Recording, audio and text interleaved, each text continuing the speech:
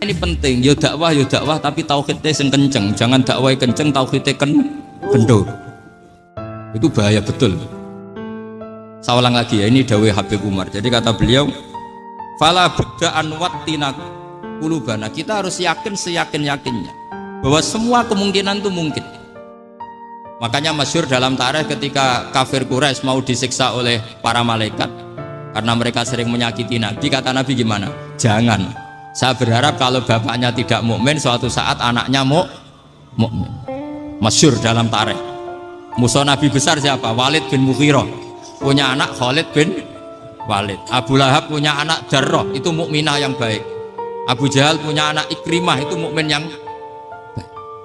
Di Indonesia lebih hebat lagi. Bapaknya ra iso maca Quran, anaknya hafid. Bapaknya utun ra tamat SD, anaknya jadi dekan.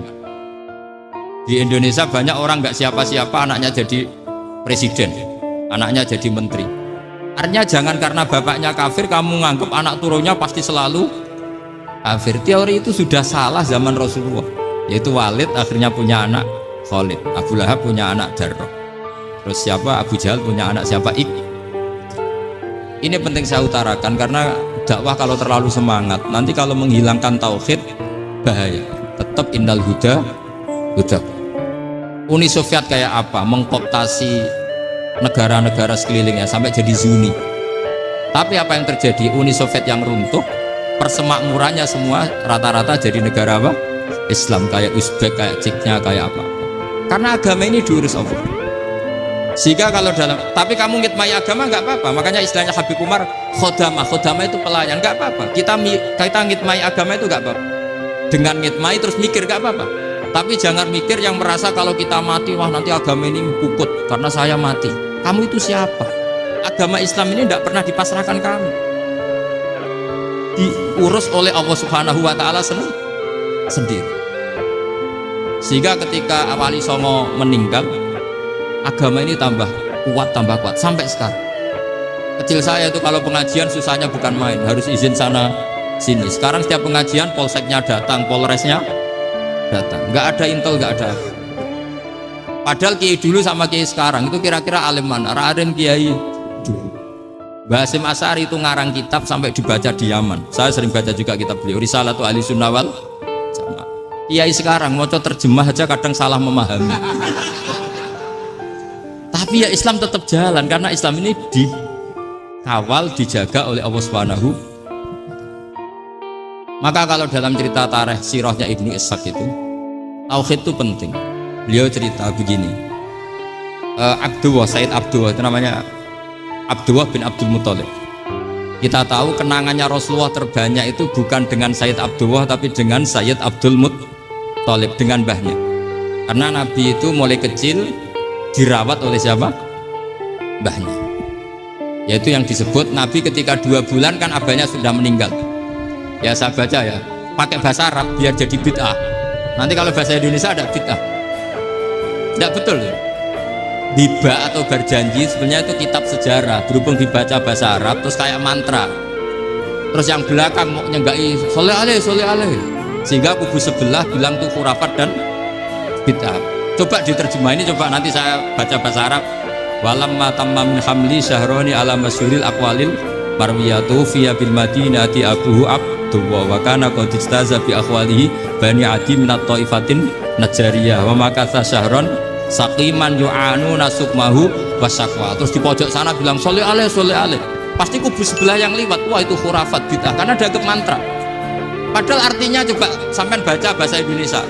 Ketika hamil Rasulullah umur 2 bulan, abahnya meninggal di kota Abwa.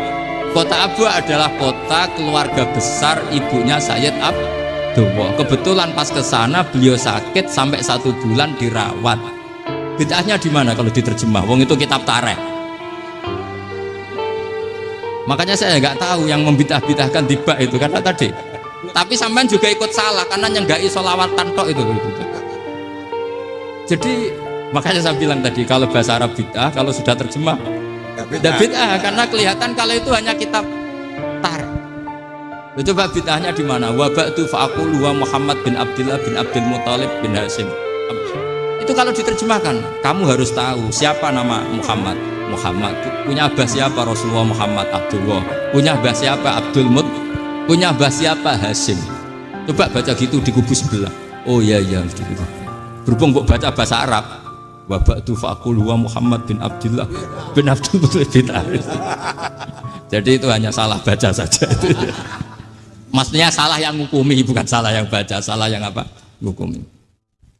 Sayyid Abdullah ini orang yang tauhidnya sangat kuat. Sayyid Abdul Muttalib lebih kuat lagi. Saya cerita sedikit betapa pentingnya tauhid. Ketika pasukan Abraha bawa pasukan gajah mau menyerang apa? Ka'bah. Itu sebelum menyerang itu semua aset-aset milik orang kafir Quraisy, milik orang Quraisy lah, itu ditawan, diambil, termasuk milik Sayyid Abdul Muttalib, milik Abdul Muttalib.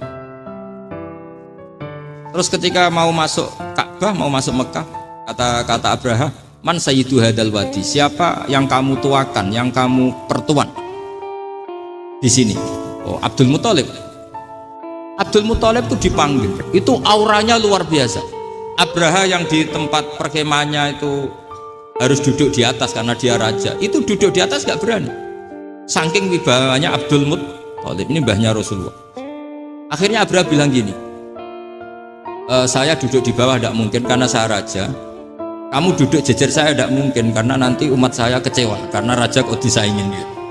Ya sudah, sambil berdiri-diri kita ngomong. Akhirnya Sayyid Abdul Muttalib tadi diomongin gini, saya itu tidak ingin merusak orang-orang Mekah, orang-orang Quraisy. Saya hanya kecewa punya tempat ibadah dikencingi, diberakin, sehingga saya mau merubuhkan Ka'bah, tapi dengan damai, nggak ada perang. Apa jawabnya Abdul Muttalib? Lucu. Gak apa-apa, Ka'bah kamu robohkan silakan, gak apa-apa. Yang penting unta saya yang kamu sita kembalikan.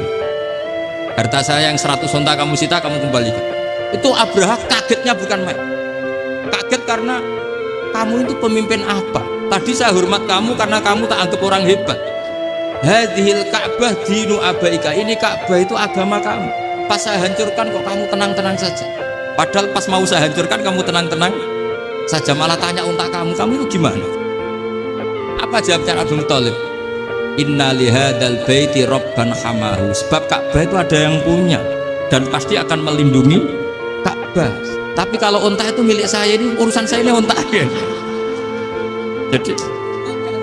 Jadi inna lihadal baiti rabban hamahu itu tidak milik saya, itu ada yang punya. Ya sudah, biar yang punya aja yang jaga, itu udah urusan saya.